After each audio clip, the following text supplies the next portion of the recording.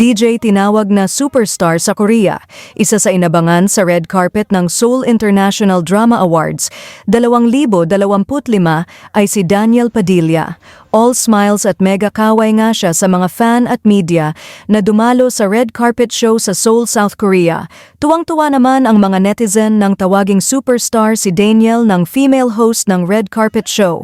After nga ng red carpet ay dumiretso na siya sa award show kung saan tatanggapin niya ang Outstanding Asian Star Award, Philippines. Samantala, masayang-masaya at proud na proud ang kanyang mga fan, kaya naman binigyan siya ng 5 congratulatory LED billboard sa Seoul at isa naman dito sa Makati.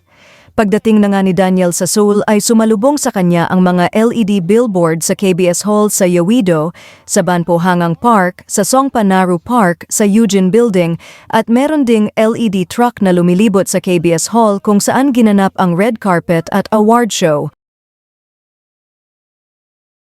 Samantala, bawas intriga, Shuvi binidang Scout Ambassador.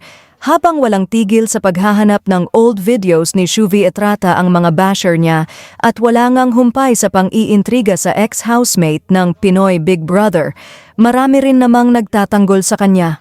May isa ngang nag-flex ng latest ganap ni Shuvi kung saan ay nagkaroon siya ng signing ceremony sa Memorandum of Agreement bilang Scout Ambassador ng Boy Scouts of the Philippines.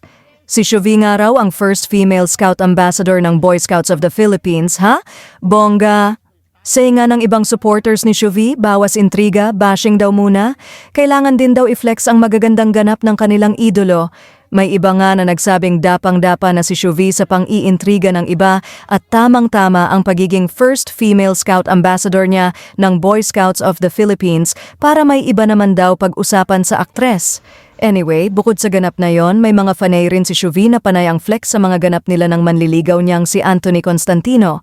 Kesa raw mairita sila sa mga pambabash kay Shuvi, ay mas gugustuhin daw nilang kiligin na lang sa mga ganap ni na Shuvi at Anthony. Salamat sa iyong panonood at kung bago ka pa lang sa aming channel, huwag kalimutang mag-subscribe at pindutin ang bell icon para ma-notify ka kung may bago kaming upload.